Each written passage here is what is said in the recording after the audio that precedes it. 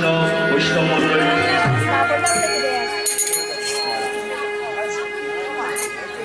আমার একান্ত অনুরাগী ভক্ত অনুরাগী সভাকার চরণে কীর্তন জগতের সর্বকনিষ্ঠ ভাবে ভক্তি শ্রদ্ধা কৃষ্ণ ভক্তি এই বাবুল এবং তার ক্ষুদ্র সম্প্রদায়ে কোটি কোটি দণ্ডবত। কীর্তন পারবে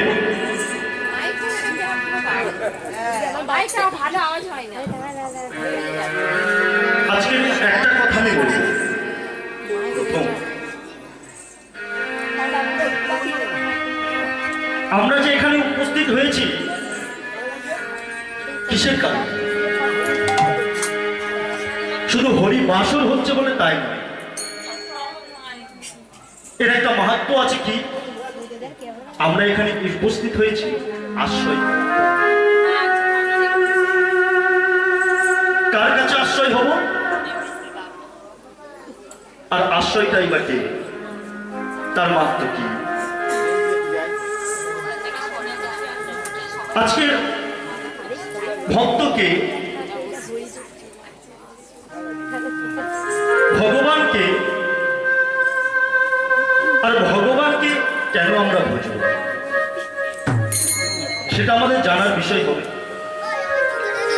লীলা তো আমরা আস্বাদন করবই, তার আগে আমরা এইগুলো জেনে নেব। কারণ আমরা যেভাবে এখানে উপস্থিত হয়েছি, যেভাবে রাধা রানীর চরণে আমরা আশ্রয় গ্রহণ করেছি, সেই আশ্রয় থেকে কিভাবে বিষয়রূপী আমাদের কৃষ্ণচন্দ্রকে আমরা পেতে পারি, সেটাই আস্বাদনের বিষয় হবে। এবং ভক্ত ডাকলে যে ভগবানকে ছুটে আসতে হয়, সেটা আজকে প্রমাণ হয়ে যাবে। তো মায়েরা, প্রথম আমরা যাব কোথায়? জানতে। কি জানতে? না ভগবান কে। আমরা জানি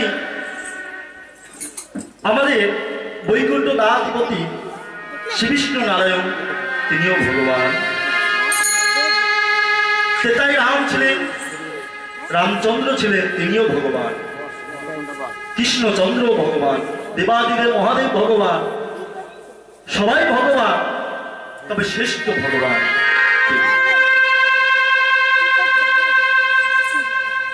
না বলছে ভাগবত তত্ত্ব বলছে, যার প্রতি সম্পূর্ণ গুণের অধিকার হয়, 64 কলা 64 রসপূর্ণ ভগবানকে শ্রেষ্ঠ ভগবান বলা হয়। সেটাকে না, সেটা আর কেউ নয়, আমাদের শ্রী কৃষ্ণচন্দ্র ভগবান। সেটা কেন?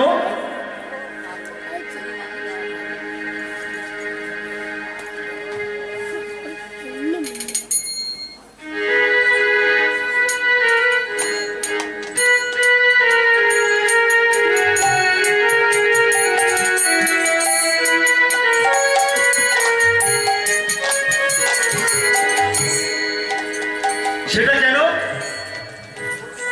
ভগবান শ্রীকৃষ্ণ নিজ থেকে গীতায় বললেন, ভগবান সেই হয় যে যেমন ভাবে ডাকুক না কেন ভগবান তার কাছে ছুটে যায়। কেউ যদি বলে আমি সন্তান রূপে আমার ভগবানকে পেতে চাই, সে সন্তান হয়ে কিন্তু ভগবান যায়। কেউ যদি বলে আমি সখা ভেবে ভগবানকে পেতে চাই, সে কিন্তু সখা ভেবেই পায়। কেউ যদি ভক্ত রূপে ভগবানকে প্রতিষ্ঠা করতে চায়, সে ভক্ত হয়ে যায়। আবার সেই ভক্ত যদি ভগবানকে ডাকে, আর সেই ভগবানকে কিন্তু ছুটে আসতে হয়। আজকে তার প্রমাণ হবে। তাই ভগবান বললেন, কি বললেন? আজ ভক্ত মাতা পিতা, ভক্ত গুরু, ভক্ত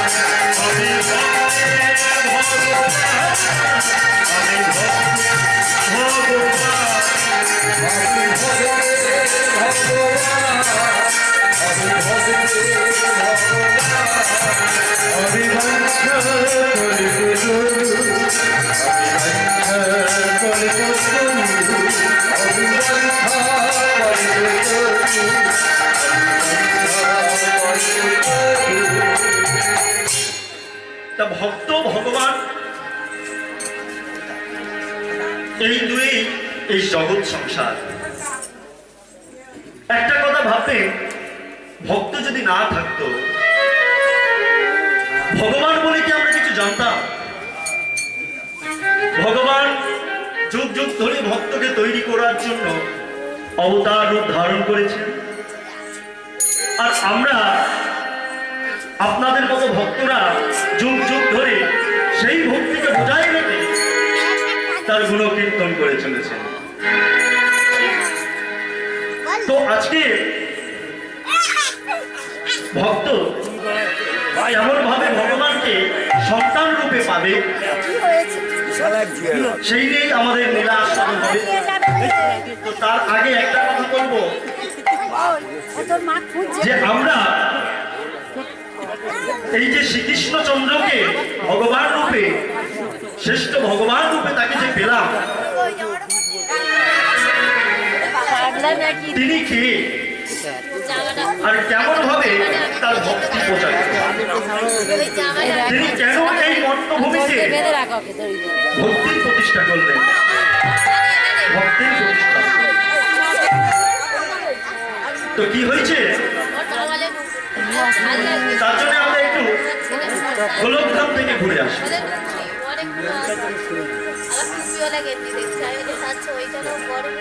গোলক বৃন্দাবন নাম শুনেছেন তো? হ্যাঁ, সে কি গোলক বৃন্দাবনের নাম শুনেননি? কজন শুনেছেন? একটু হাত তোলেন তো দেখি। এই মা শুনেছেন গোলক বৃন্দাবন, সেখান থেকে যত লীলার উৎপত্তি এবং যত লীলা ওইখান থেকেই সৃষ্টি। আমাদের এই মর্তভূমিতে শুধু লীলা দেখানো হয়েছে মাত্র। তো সেই গোলক বৃন্দাবনে, গোলকধাম বৃন্দাবনে যেতে গেলে একটু রাধারানীর গান করবো নাকি? হ্যাঁ, রাধারানীর গান করলে মায়েরা সব রেডি। ভোল্টেজ কমে গিয়েছিল না, বাড়ছে। রাধা राधा का नाम अनमोल बोलो राधे राधे, राधा का नाम अनमोल बोले राधे राधे, राधा का नाम अनमोल बोलो राधे राधे, राधा का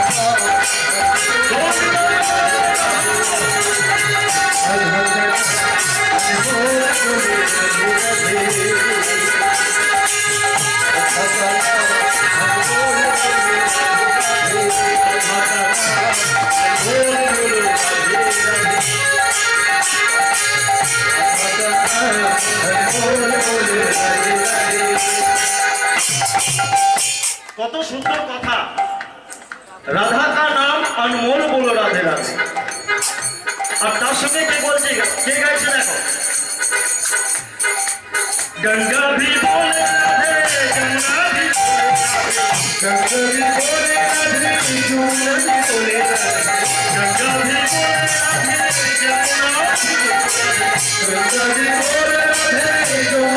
बोले,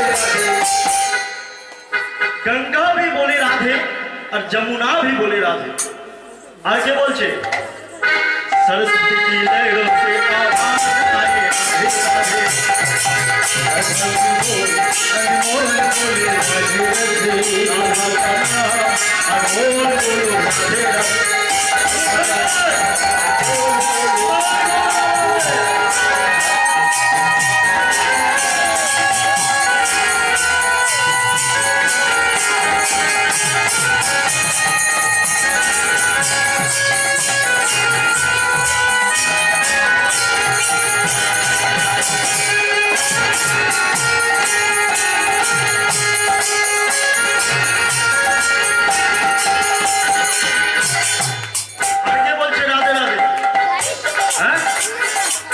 देखे नाओ राधार नाम आज के ने ब्रह्मा भी बोले राधे, विष्णु भी बोले राधे, ब्रह्मा भी बोले राधे, विष्णु भी बोले राधे, ब्रह्मा भी बोले राधे, विष्णु भी बोले राधे, ब्रह्मा भी बोले राधे, विष्णु भी बोले राधे। আর কে বলছে, हैं शिव जी की डमरू से आवाज आए राधे राधे,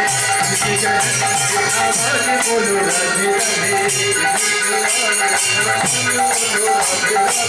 राधे का नाम अनमोल बोलो राधे राधे, राधे का नाम अनमोल बोले राधे राधे, राधे का नाम अनमोल बोलो राधे राधे।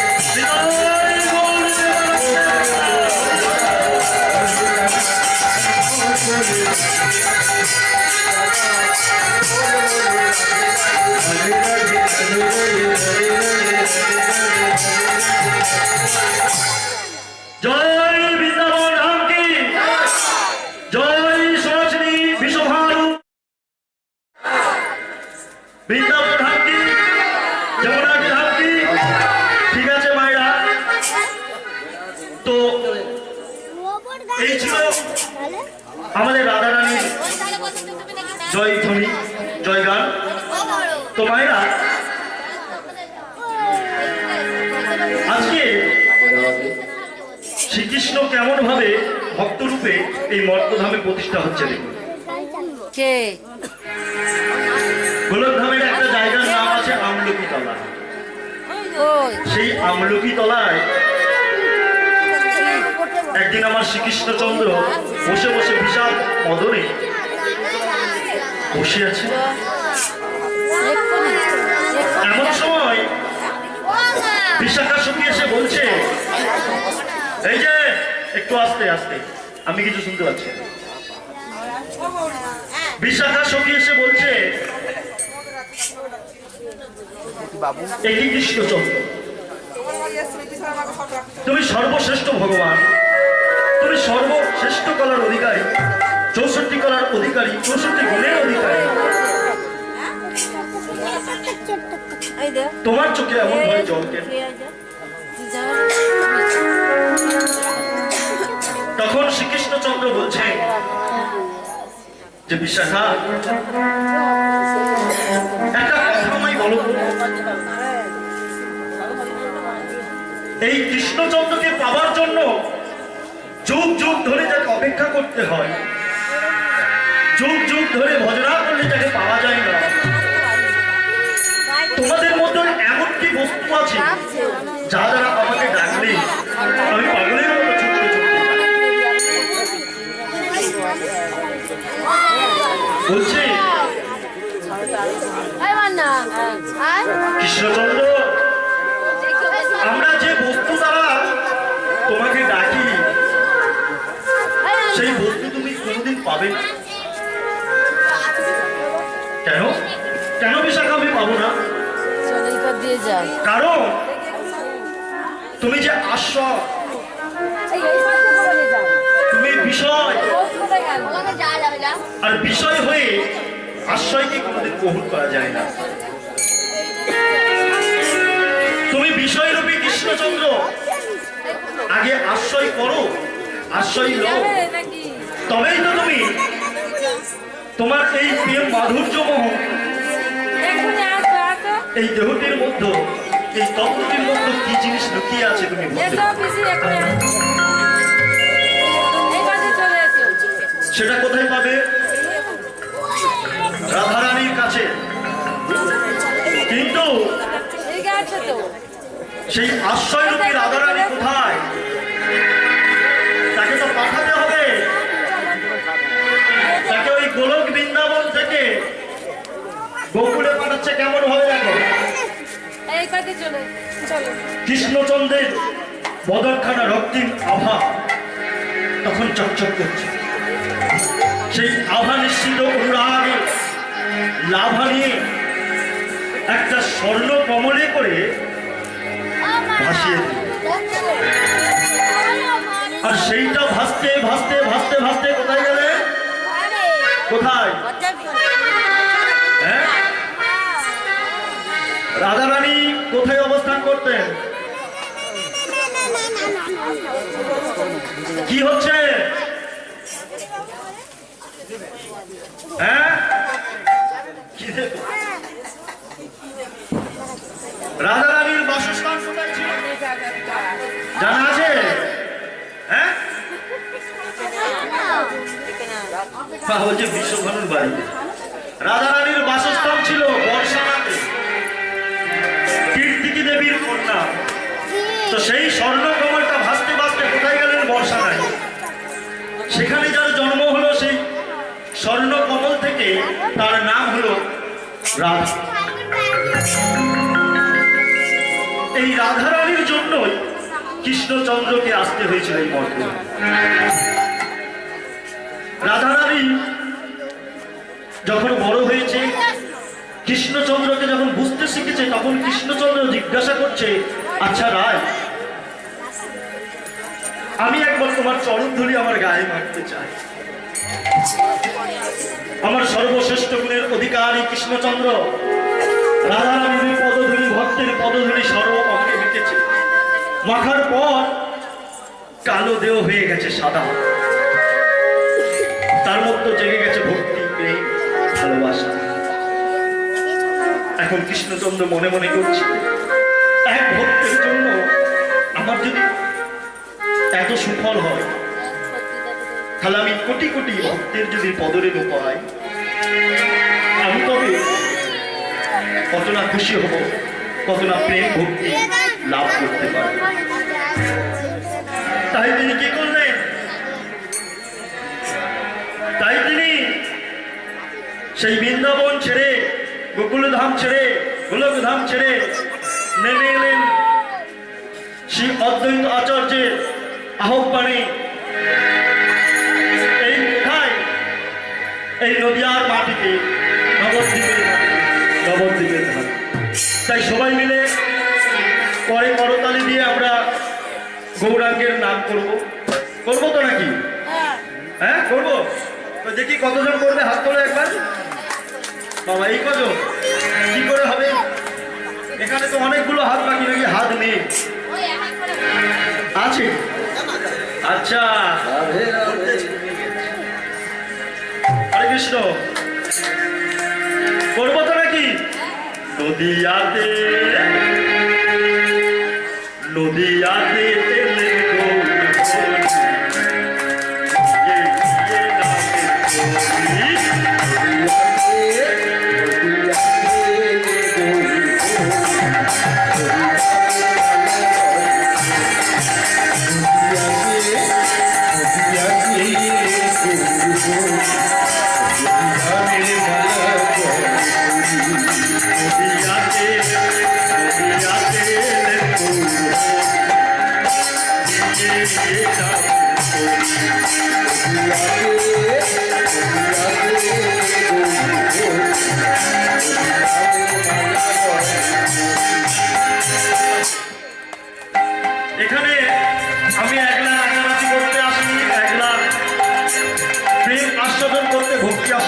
চলে আসে।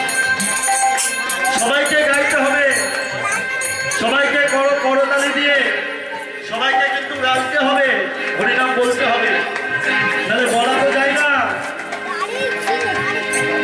হ্যাঁ, তো আমরা গাইবো তো নাকি সবাই মিলে?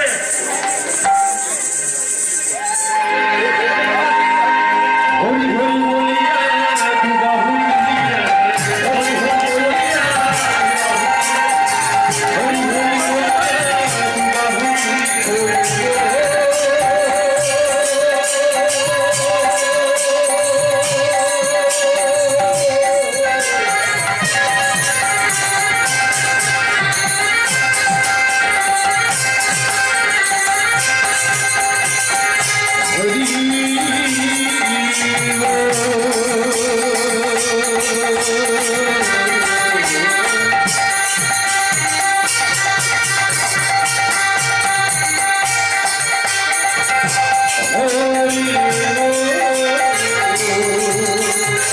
হরি হরি বলিয়া,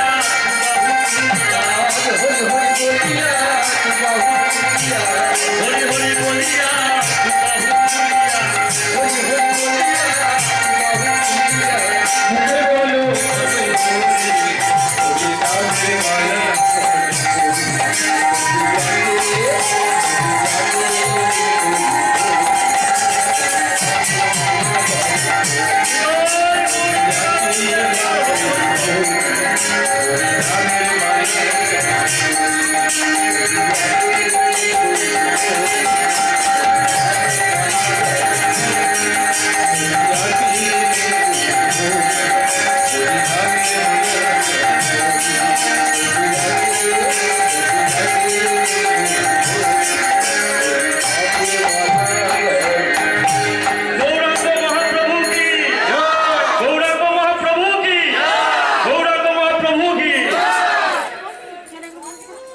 বেশ,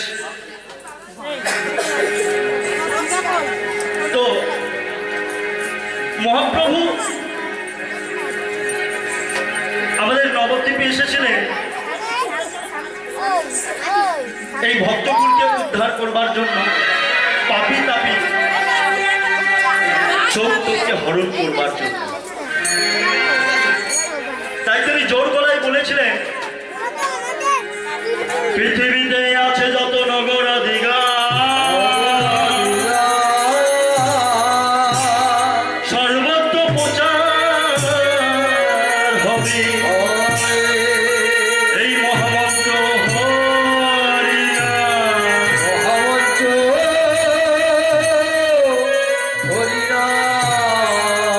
হরির নামৈব হরির নামৈব হরির নামৈব কলৌ নস্তিবা নস্তিবা নস্তিবা গতিরাজ নাথা। এই মূল বাণী, এই মূল মন্ত্র, নামের দ্বারা তিনি এই জগৎকে বুঝিয়ে গেলেন হরিনামের মহত্ব কি, নামের মহত্ব কি। তো আজকে সেই মহাপ্রভু একটু লীলা দিতে যাব। সেই মহাপ্রভু আজকে নদিয়া ছেড়ে কোথায় চলে গেলেন না? জগন্নাথ ধাম, নীলাচলে জগন্নাথ ধাম। মাত্র 24 বছর বয়সে